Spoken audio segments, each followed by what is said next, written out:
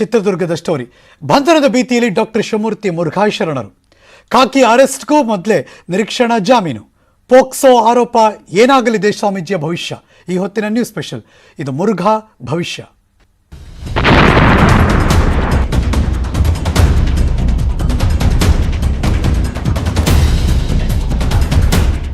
ಇವತ್ತೊಂಥರ crucial day ಅವರಿಗೆ. Breaking news ಬರ್ತಾ ಇದೆ. ಬಾಲಕಿಯರ ಮೇಲೆ ಲೈಂಗಿಕ ದೌರ್ಜನ್ಯದ ಕೇಸ್. ಚಿತ್ರದುರ್ಗದ ಮುರುಘಾ ಶ್ರೀಗಳಿಗೆ ಬಂಧನದ ಭಯ.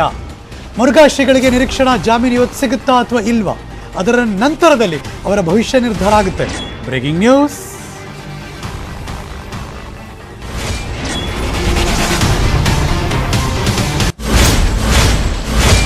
ಅದಕ್ಕೆ ಟೈಮ್ ಇವತ್ತು ಬೆಳಗ್ಗೆ 11 ಗಂಟೆಗೆ ಚಿತ್ರದುರ್ಗದ JMFC ಕೋರ್ಟ್ನಲ್ಲಿ ಅರ್ಜಿ ವಿಚಾರಣೆ ನಡೆಯುತ್ತೆ.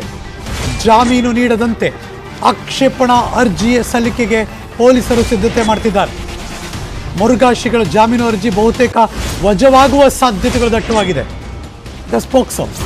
ಪೋಕ್ಸೋ ಕಾಯಿದೆ ಆಗಿದ್ದರಿಂದ ಜಾಮೀನು ಅರ್ಜಿ ವಜಾ ಆಗುವ ಎಲ್ಲ ಸಾಧ್ಯತೆಗಳು ಇದೆ. ಪೊಲೀಸರು ಕೆಲ ಅಂಶಗಳನ್ನು ಉಲ್ಲೇಖಿಸುವ ಸಾಧ್ಯತೆಯೂ ಇದೆ.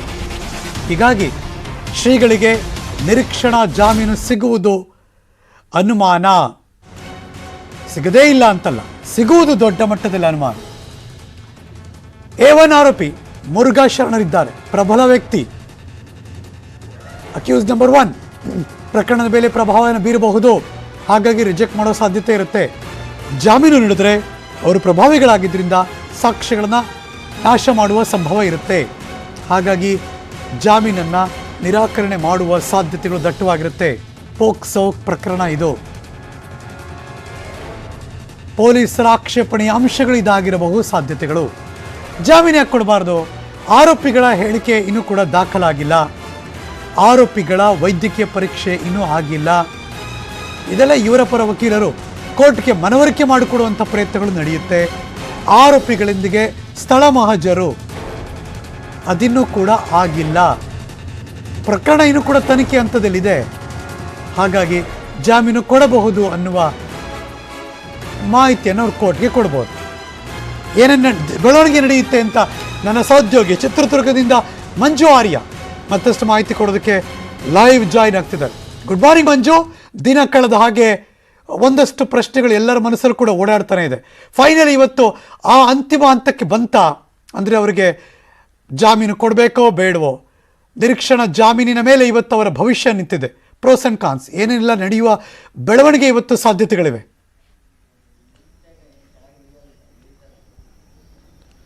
ಎಸ್, ಖಂಡಿತವಾಗ್ಲೂ ಹರೀಶ್, ಇವತ್ತು ಎಲ್ಲೋ ಒಂದು ರೀತಿ ಮುರುಘಾ ಶ್ರೀಗಳಿಗೆ ಒಂದು ರೀತಿಯಂತ ನಿರ್ಣಾಯಕ ದಿನ ಮತ್ತು ಒಂದು ರೀತಿ ಟೆನ್ಷನ್ ದಿನ ಅಂತಾನೆ ಹೇಳ್ಬೋದು. ಯಾಕಂದ್ರೆ ಜಿಲ್ಲಾ ನ್ಯಾಯಾಲಯದಲ್ಲಿ ಈಗಾಗಲೇ ಒಂದು ಬೇಲ್ ಅರ್ಜಿಯನ್ನು ಕೂಡ ಹಾಕೊಂಡಿರುವಂತಹದ್ದು. ಆ ಒಂದು ಜಾಮೀನಿನ ಅರ್ಜಿಯ ವಿಚಾರಣೆ ಕೂಡ ಅಷ್ಟೇ ಇವತ್ತು 11 ಗಂಟೆಯ ಬಳಿಕ ಬರ್ತಾ ಇದೆ. ಈ ಒಂದು ಸಂದರ್ಭದಲ್ಲಿ ಎಲ್ಲೋ ಒಂದು ರೀತಿ ಅಬ್ಜೆಕ್ಷನ್ ಅನ್ನ ಫೈಲ್ ಮಾಡೋದಕ್ಕೂ ಕೂಡ ಅಷ್ಟೇ ಪೊಲೀಸರು ಈಗಾಗಲೇ ಸಿದ್ಧ ಮಾಡ್ಕೊಂಡಿರುವಂತಹದ್ದು. ಯಾಕಂದ್ರೆ ಇಲ್ಲಿ ಅಬ್ಜೆಕ್ಷನ್ ಅನ್ನ ಫೈಲ್ ಮಾಡುವಂತಹದ್ದು ಯಾಕಂದ್ರೆ ಈ ಒಂದು ಪೋಕ್ಸೋ ಕಾಯ್ದೆಯ ಪ್ರಕರಣ ಆಗಿರುವಂತ ಕಾರಣಕ್ಕೋಸ್ಕರ ಇದು ಬಹಳ ಸೂಕ್ಷ್ಮವಾದಂತ ಪ್ರಕರಣ. ಈ ಒಂದು ಪ್ರಕರಣದಲ್ಲಿ ಇದುವರೆಗೂ ಕೂಡ ಅಷ್ಟೇ ಆರೋಪಿಗಳ ಹೇಳಿಕೆಯನ್ನ ಪೊಲೀಸರು ದಾಖಲು ಮಾಡಿಕೊಂಡಿಲ್ಲ. ಜೊತೆಗೆ ಇಷ್ಟು ದಿನಲೂ ಕೂಡ ಅಷ್ಟೇ ಕೇವಲ ವಿಕ್ಟಿಮ್ಸ್ ಯಾರಿದ್ದಾರೆ ಅವರ ಒಂದು ಸ್ಟೇಟ್ಮೆಂಟ್ ಅನ್ನ ರೆಕಾರ್ಡ್ ಮಾಡಿದ್ರು, ವೈದ್ಯಕೀಯ ಪರೀಕ್ಷೆಯನ್ನ ಒಳಪಡಿಸಿದ್ರು, ತದನಂತರ ಸ್ಥಳ ಮಹಜರನ್ನು ಕೂಡ ಮಾಡಿದ್ದಾರೆ. ಆದ್ರೆ ಇಲ್ಲಿ ಪ್ರಮುಖವಾಗಿ ಈ ಒಂದು ಪೋಕ್ಸೋ ಕಾಯ್ದೆ ಅಡಿಯಲ್ಲಿ ದಾಖಲಾಗಿರುವಂತಹ ಪ್ರಕರಣದಲ್ಲಿ ಒಟ್ಟು 5 ಜನ ಆರೋಪಿಗಳಿದ್ದಾರೆ. 5 ಜನರ ಹೇಳಿಕೆಯನ್ನ ಕೂಡ ದಾಖಲ ಮಾಡಬೇಕಾಗಿದೆ. ಜೊತೆಗೆ ಒಂದಷ್ಟು ಪ್ರಭಾವವನ್ನು ಕೂಡ ಅಷ್ಟೇ ಈ ಒಂದು ಆರೋಪಿಗಳು ಬೀರಬಹುದು. ಯಾಕಂದ್ರೆ ಸಾಕ್ಷಿಗಳ ಮೇಲೆ ಪ್ರಭಾವ ಬೀರಬಹುದು, ಒತ್ತಡ ತರಬಹುದು, ಅಥವಾ ಸಾಕ್ಷಿಗಳನ್ನ ನಾಶನೂ ಮಾಡಬಹುದು. ಆ ಒಂದು ಕಾರಣಕ್ಕೋಸ್ಕರ ಯಾವುದೇ ಕಾರಣಕ್ಕೂ ಇವತ್ತು ಜಾಮೀನನ್ನ ಕೊಡಬೇಡಿ ಅಂತ ಅಬ್ಜೆಕ್ಷನ್ ಫೈಲ್ ಮಾಡುವಂತ ಸಾಧ್ಯತೆ ಹೆಚ್ಚಾಗಿದೆ ಇಲ್ಲಿ.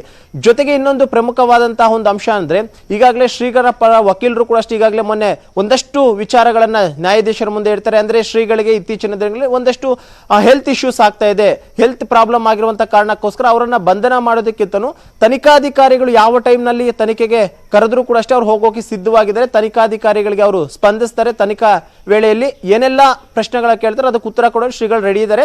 ಆ ಒಂದು ಕಾರಣಕ್ಕೋಸ್ಕರ ಅವರ ಒಂದು ಆರೋಗ್ಯದ ದೃಷ್ಟಿಯಿಂದ ಅವರಿಗೆ ಒಂದು ಜಾಮೀನನ್ನು ಮಂಜೂರು ಮಾಡುವಂತ ಒಂದು ಅಬ್ಜೆಕ್ಷನ್ ಅನ್ನು ಕೂಡ ಅಂದ್ರೆ ಆ ರೀತಿಯಂತ ಒಂದು ಹೇಳಿಕೆಯನ್ನು ಕೂಡ ಅಷ್ಟೇ ಮೊನ್ನೆ ಅವರ ಪರ ವಕೀಲರು ನ್ಯಾಯಾಧೀಶರ ಮುಂದೆ ಇಟ್ಟಿದ್ರು. ಇದೆಲ್ಲವನ್ನು ಕೂಡ ಅಷ್ಟೇ ಗಮನಿಸಿದಂತಹ ಜಡ್ಜು ಇವತ್ತು 11 ಗಂಟೆಗೆ ಆ ಒಂದು ಜಾಮೀನಿನ ಅರ್ಜಿಯ ವಿಚಾರಣೆಯನ್ನ ಕೈಗೆತ್ತಿಕೊಂಡಿದ್ದಾರೆ. ಇಲ್ಲಿ ಏನಾಗುತ್ತೆ ಅನ್ನುವಂತಹ ಕುತೂಹಲ ಸಹಜವಾಗಿರುವಂತದ್ದು. ಯಾಕಂದ್ರೆ ಒಂದು ಕಡೆ ಮುರುಘಾ ಶ್ರೀಗಳ ಇದುವರೆಗೂ ಸ್ಟೇಟ್ಮೆಂಟ್ ಅನ್ನು ದಾಖಲು ಮಾಡಿಲ್ಲ, ಇದುವರೆಗೂ ಅವರಷ್ಟೇ ಅಲ್ಲದೆ ಉಳಿದ ಆರೋಪಿಗಳ ಒಂದು ಸ್ಟೇಟ್ಮೆಂಟ್ ದಾಖಲಾಗಿಲ್ಲ. ಈ ಒಂದು ಸಂದರ್ಭದಲ್ಲಿ ಏನಾಗುತ್ತೆ ಅನ್ನುವಂತ ಸಹಜವಾದಂತಹ ಕುತೂಹಲ ಎಲ್ಲರಿಗೂ ಕೂಡ ಪೋಕ್ಸೋ ಕಾಯ್ದೆಯಡಿ ಕೇಸ್ ಒಂದು ವೇಳೆ ಹಾಕಿರೋದ್ರಿಂದ, ಎಫ್ಐಆರ್ ಆಗಿರೋದ್ರಿಂದ ಪೋಕ್ಸೋ ಕಾಯ್ದೆಯ ಅಡಿಯಲ್ಲಿ ಹೇಳುವ ವಿಚಾರ ಏನಪ್ಪಾ ಅಂದ್ರೆ ಈ ತರದ ಯಾವುದೇ ಕಂಪ್ಲೇಂಟ್ ಬಂದಾಗ ಇಮಿಡಿಯೇಟ್ ಆಗಿ ಆರೋಪಿಯನ್ನ ಬಂಧಿಸಬೇಕು ಅಂತ. ನಿನ್ನೆ ಕೂಡ ಒಂದಷ್ಟು ದೃಶ್ಯ ಸಿಕ್ಕಿತ್ತು ನ್ಯೂಸ್ 18ಗೆ. ಆರೋಪಿ ನಂಬರ್ 1 ಅಫ್ಕೋರ್ಸ್ ಸ್ವಾಮೀಜಿಗಳಲ್ಲೇ ಇದ್ದಾರೆ, ಅಕ್ಯೂಸ್ ನಂಬರ್ 2, 3 ಬೇರೆಯವರು ಕೂಡ ಅಲ್ಲಿ ಈಗ ಆರಾಮಾಗಿ ಓಡಾಡ್ತಿದ್ದಾರೆ. ಏನಿದು, ಏನ್ ಬೆಳವಣಿಗೆ ಆಗ್ತಿದೆ ಅಂತ ಎಲ್ಲರಿಗೂ ಕುತೂಹಲ ಮತ್ತು ಅನುಮಾನ ಕೂಡ.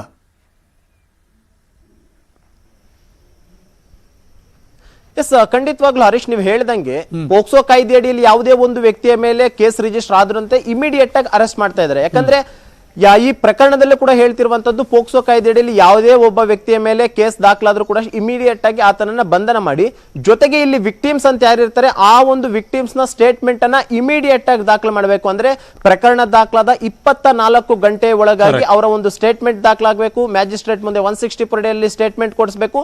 ವೈದ್ಯಕೀಯ ಪರೀಕ್ಷೆಯನ್ನು ಕೂಡ ಅಷ್ಟೇ ಮಾಡಿಸಬೇಕು. ಇದೆಲ್ಲವೂ ಕೂಡ ಅಷ್ಟೇ ಕೇವಲ 24 ಗಂಟೆ ಒಳಗಾಗಿ ಮಾಡಿ ಅಷ್ಟರೊಳಗೆ ಆರೋಪಿಯನ್ನು ಕೂಡ ಬಂಧನ ಮಾಡುವಂತೆ ಈಗಾಗಲೇ ಪೋಕ್ಸೋ ಕಾಯ್ದೆ ಅಡಿಯಲ್ಲಿ ಹೇಳಿರುವಂತದ್ದು.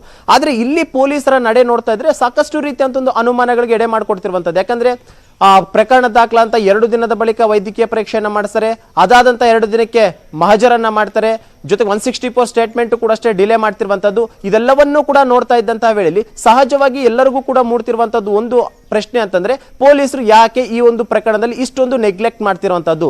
ಜೊತೆಗೆ ಇನ್ನೊಂದು, ಈ ಒಂದು ಪೋಕ್ಸೋ ಕಾಯ್ದೆ ಅಡಿಯಲ್ಲಿ ದಾಖಲಾಗಿರುವಂತಹ ಪ್ರಕರಣದಲ್ಲಿ ಇರುವಂತಹ ಆರೋಪಿಗಳು ಪೊಲೀಸರ ಮುಂದೆಯೇ ನಡ್ಕೊಂಡು ಹೋಗ್ತಾ ಇದ್ರು ಕೂಡ ಅಷ್ಟೇ ಪೊಲೀಸರು ಯಾಕೆ ಆಕ್ಷನ್ ಮಾಡ್ತಿಲ್ಲ ಅಂತ. ಯಾಕಂದ್ರೆ ನಿನ್ನೆ ನ್ಯೂಸ್ 18ಗೆ ಒಂದು ವಿಜುವಲ್ ಕೂಡ ಸಿಕ್ಕಿತ್ತು. ಈ ಒಂದು ಪ್ರಕರಣದ 4ನೇ ಆರೋಪಿಯಾಗಿರುವಂತಹ ಪರಮಶಿವಯ್ಯ ಇದೇ ಒಂದು ಮಠದ ಆವರಣದಲ್ಲಿ, ಅದರಲ್ಲೂ ಕೂಡ ಅಷ್ಟೇ ಪೊಲೀಸರನ್ನು ಈಗಾಗಲೇ 150ಕ್ಕೂ ಹೆಚ್ಚು ಪೊಲೀಸರನ್ನ ಈಗಾಗಲೇ ನಿಯೋಜನೆ ಮಾಡಿದ್ರೆ ಆ ಒಂದು ಪೊಲೀಸರ ಮುಂದೆಯೇ ಅವರು ಓಡಾಡ್ತಿದ್ರು ಕೂಡ ಅಷ್ಟೇ ಪೊಲೀಸರು ಅವರನ್ನ ಯಾಕೆ ಬಂಧನ ಮಾಡ್ತಿಲ್ಲ.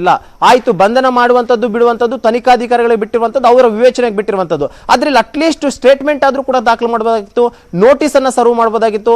ಇಂತಹ ದಿನ ಇಂಥ ಟೈಮ್ ನಲ್ಲಿ ನೀವು ಬಂದು ಸ್ಟೇಟ್ಮೆಂಟ್ ಅನ್ನ ಕೊಡಿ, ಈ ರೀತಿ ಅಂತ ಆರೋಪ ನಿಮ್ಮ ಮೇಲೆ ಇದೆ ಅಂತ ಒಂದು ಯಾಕೆ ನೋಟಿಸ್ ಕೊಡೋದಕ್ಕೆ ಪೊಲೀಸರು ಹಿಂದೇಟ್ ಆಗ್ತಿದ್ದಾರೆ ಅನ್ನುವಂಥದ್ದು ಈಗ ಸಹಜವಾಗಿ ಮೂಡ್ತಿರುವಂತಹ ಒಂದಷ್ಟು ಪ್ರಶ್ನೆಗಳು.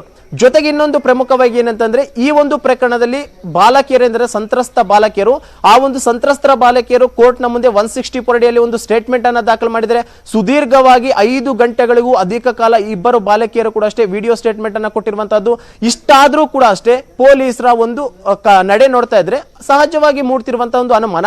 ಈ ಒಂದು ಅನುಮಾನದ ನಡುವೆ ಕೂಡ ಅಷ್ಟೇ ಇವತ್ತು ಅಬ್ಜೆಕ್ಷನ್ ಅನ್ನ ಫೈಲ್ ಮಾಡ್ತಾರಾ ಇಲ್ವಾ ಅನ್ನುವಂಥದ್ದನ್ನು ಕೂಡ ನೋಡ್ಬೇಕಾಗಿರುತ್ತೆ. ಯಾಕಂದ್ರೆ ಇಲ್ಲಿ ಪ್ರಮುಖವಾಗಿ 11 ಗಂಟೆ ಬಳಿಕ ಏನು ಜಾಮೀನಿನ ಅರ್ಜಿ ವಿಚಾರಣೆ ಬರುತ್ತೆ, ಈ ಒಂದು ಟೈಮ್ ನಲ್ಲಿ ಜಡ್ಜೆ ಕೇಳ್ತಾರೆ ಏನಾದ್ರೂ ಅಬ್ಜೆಕ್ಷನ್ ಫೈಲ್ ಮಾಡೋದು ಇದೆಯಾ ನೀವು ಅಂತ. ಸಹಜವಾಗಿ ನೋಡ್ತಾ ಹೋದಂತ ವೇಳೆಯಲ್ಲಿ ಬೇರೆ ರೀತಿಯಂತ ಈ ರೀತಿಯ ಪ್ರಕರಣಗಳಲ್ಲಿ ಆಟೋಮೆಟಿಕ್ ಆಗಿ ಪೊಲೀಸರು ಅಬ್ಜೆಕ್ಷನ್ ಫೈಲ್ ಮಾಡೇ ಮಾಡ್ತಾರೆ. ಒಂದಷ್ಟು ಅಂಶಗಳನ್ನು ಕೂಡ ಅಷ್ಟೇ ಕೋರ್ಟ್ನ ಗಮನಕ್ಕೂ ಕೂಡ ತರ್ತಾರೆ. ಇದು ಬಹಳ ಸೂಕ್ಷ್ಮವಾದಂತಹ ಪ್ರಕರಣ. ಈ ಒಂದು ಪ್ರಕರಣದಲ್ಲಿರುವಂತಹ ಆರೋಪಿಗಳು ಪ್ರಭಾವಿಗಳಾಗಿದ್ದಾರೆ, ಅವರು ಸಾಕ್ಷಿಗಳ ಮೇಲೆ ಒತ್ತಡ ಕೂಡ ತರಬಹುದು ಅಥವಾ ಸಾಕ್ಷಿಗಳನ್ನ ನಾಶ ಕೂಡ ಮಾಡಬಹುದು. ಆ ಒಂದು ಕಾರಣಕ್ಕೋಸ್ಕರ ಮತ್ತು ತನಿಖೆಯ ಹಿತದೃಷ್ಟಿಯಿಂದ ಆರೋಪಿಗಳಿಗೆ ನೀವು ಬೇಲನ್ನ ಕೊಡಬೇಡಿ ಅನ್ನುವಂತ ಒಂದು ಅಬ್ಜೆಕ್ಷನ್ ಅನ್ನು ಫೈಲ್ ಮಾಡ್ತಾರೆ. ಆದ್ರೆ ಇವತ್ತು ಈ ಒಂದು ಚಿತ್ರದುರ್ಗ ಗ್ರಾಮಾಂತರ ಪೊಲೀಸರು ಇವತ್ತು ಕೋರ್ಟ್ ಹಿಯರಿಂಗ್ ಶುರುವಾದಂತಹ ವೇಳೆಯಲ್ಲಿ ಅಬ್ಜೆಕ್ಷನ್ ಅನ್ನ ಏನೆಲ್ಲ ಫೈಲ್ ಮಾಡ್ತಾರೆ, ಏನೆಲ್ಲ ಅಂಶಗಳನ್ನ ಮುಂದಿಡ್ತಾರೆ, ಒಂದ್ ವೇಳೆ ಏನಾದ್ರೂ ಅಬ್ಜೆಕ್ಷನ್ ಫೈಲ್ ಮಾಡಿದ್ದ ವೇಳೆಯಲ್ಲಿ ಇವತ್ತೇನಾದ್ರೂ ಕೋರ್ಟು ಜಾಮೀನನ್ನ ರಿಜೆಕ್ಟ್ ಮಾಡಿದಂತಹ ವೇಳೆಯಲ್ಲಿ ನೆಕ್ಸ್ಟ್ ಸ್ಟೆಪ್ ಏನ್ ಮಾಡಬೇಕು ಅನ್ನೋದನ್ನು ಕೂಡ ಈಗಾಗಲೇ ಸಿದ್ಧತೆಗಳು ನಡೀತಾ ಇರುವಂತದ್ದು. ಯಾಕಂದ್ರೆ ಆಟೋಮೆಟಿಕ್ ಆಗಿ ಜಿಲ್ಲಾ ನ್ಯಾಯಾಲಯದಲ್ಲಿ ಏನಾದ್ರೂ ಬೇಲ್ ರಿಜೆಕ್ಟ್ ಆಯ್ತು ಅಂದ್ರೆ ನೆಕ್ಸ್ಟ್ ಆಪ್ಷನ್ ಇರುವಂತಹದ್ದು ಹೈಕೋರ್ಟ್ಗೆ ಒಂದು ಅಪೀಲ್ ಹೋಗೋದಕ್ಕೆ. ಹೈಕೋರ್ಟ್ಗೂ ಕೂಡ ಅಷ್ಟು ಈಗಾಗಲೇ ಅರ್ಜಿಯನ್ನು ಹಾಕೊಳ್ಳೋದಕ್ಕೂ ಕೂಡ ಎಲ್ಲೋ ಒಂದು ರೀತಿ ಸಿದ್ಧತೆಗಳು ನಡೆತಿರುವಂತದ್ದು. ಯಾಕಂದ್ರೆ ಕಳೆದ 2 ದಿನಗಳಿಂದಲೂ ಕೂಡ ಅಷ್ಟೇ ಶ್ರೀಗಳು ಮಠದಲ್ಲಿ ಒಂದಷ್ಟು ಕಾನೂನು ತಜ್ಞರ ಸಲಹೆಗಳನ್ನ ಪಡ್ಕೊಂಡಿದ್ದಾರೆ. ನೆಕ್ಸ್ಟ್ ಏನ್ ಮಾಡಬೇಕು, ಒಂದು ವೇಳೆ ಏನಾದ್ರೂ ಲೋಯಲ್ ಕೋರ್ಟ್ ಅಲ್ಲಿ ಬೇಲ್ ರಿಜೆಕ್ಟ್ ಆಯ್ತು ಅಂತ ವೇಳೆಯಲ್ಲಿ ಹೈಕೋರ್ಟ್ಗೆ ಅಪೀಲ್ ಹೋಗೋದಕ್ಕೆ ಎಲ್ಲರೂ ಕೂಡ ಮಠದ ಆವರಣದಲ್ಲೇ ಇದ್ದಾರಾ? ಅಲ್ಲಿ ಏನಾಗ್ತದೆ ಬೆಳವಣಿಗೆ?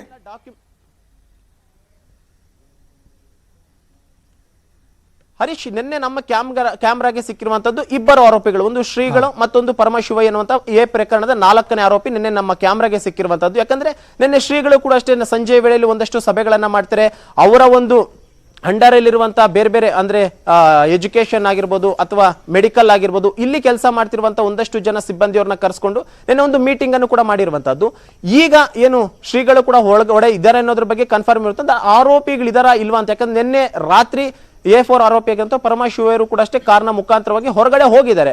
ಬಹುತೇಕ ಇವತ್ತು ಕೂಡ ಅಷ್ಟೇ ಬರಬಹುದು ಅಥವಾ ಪೊಲೀಸರ ಸರ್ಪಗಾವಲಿದೆ, ಆದ್ರೂ ಕೂಡ ಆರೋಪಿ ಸಂದಿರು ಒಳಗ್ ಬರ್ತಾರೆ, ಹೊರಗೆ ಹೋಗ್ತಾರೆ, ಓಡಾಡ್ತಾರೆ, ಎಲ್ಲ ನಡೀತಾ ಇದೆ ಹಂಗಾರೆ.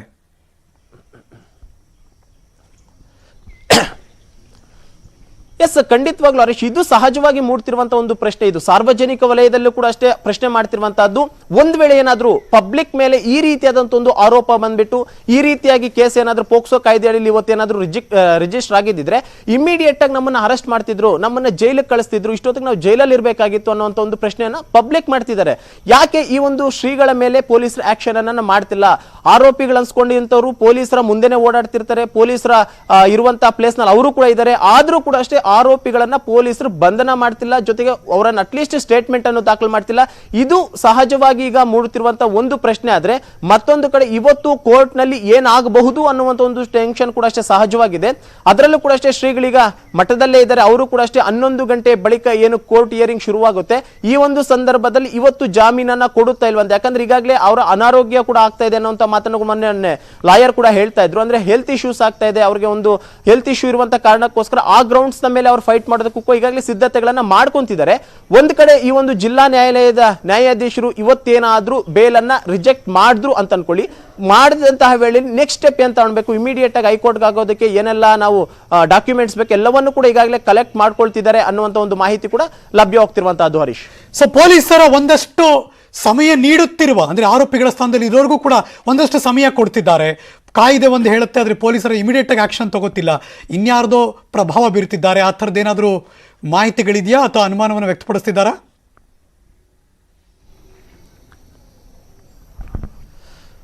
ಯಾಕಂದ್ರೆ ಇಲ್ಲಿ ಪ್ರಮುಖವಾಗಿ ಹರೀಶ್ ನೋಡ್ತಾ ಹೋದಂತ ವೇಳೆಯಲ್ಲಿ ಪೊಲೀಸರ ನಡೆ ಅನುಮಾನಗಳಿಗೆ ಕಾರಣವಾಗ್ತಿರುವಂತದ್ದು. ಯಾಕಂದ್ರೆ ಪ್ರತಿಯೊಂದು ಕೂಡ ಅಷ್ಟೇ ಡಿಲೇ ಆಗ್ತಿದೆ ಈ ಒಂದು ಪ್ರಕರಣದಲ್ಲಿ. ಯಾವುದು ಕೂಡ ಅಷ್ಟೇ ಅಂದ್ರೆ ಅವ್ರು ಹೇಳ್ತಾರೆ ನಾವು ಕಾನೂನಿನ ಪ್ರಕಾರವಾಗಿ ಹೋಗ್ತಿದೀವಿ, ಈ ಒಂದು ಪೋಕ್ಸೋ ಕೇಸ್ ಆಗಿರುವಂತಹ ಕಾರಣಕ್ಕೋಸ್ಕರ ಪ್ರತಿಯೊಂದು ಎವಿಡೆನ್ಸ್ ಅನ್ನು ಕೂಡ ಅಷ್ಟೇ ಕಲೆಕ್ಟ್ ಮಾಡಬೇಕಾಗಿರುತ್ತೆ, ಅದೊಂದು ಟೈಮ್ ಹಿಡಿಯುತ್ತೆ ಅಂತ.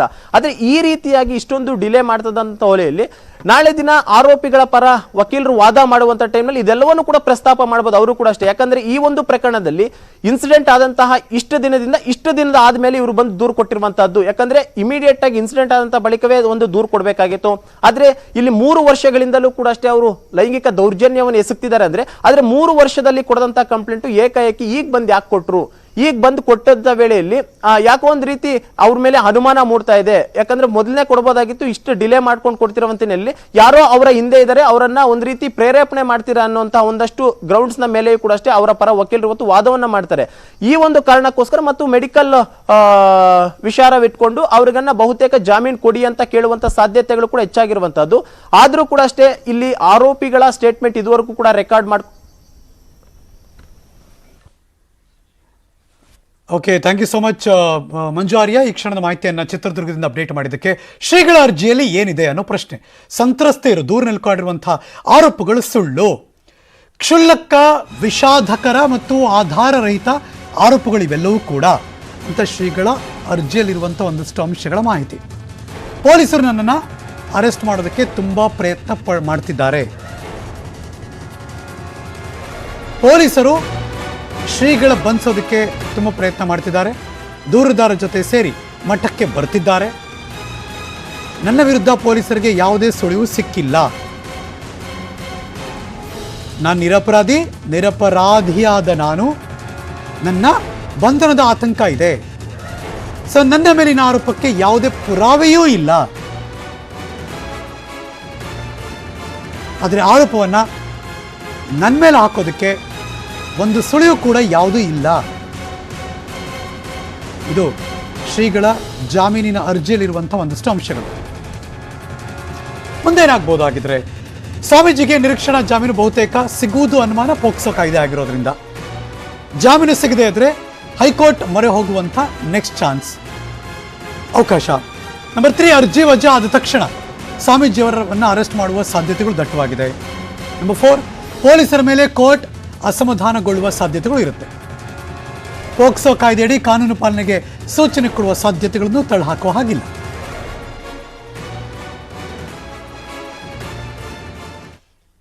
ನ್ಯೂಸ್ ಮುಂದುವರಿಯುತ್ತೆ.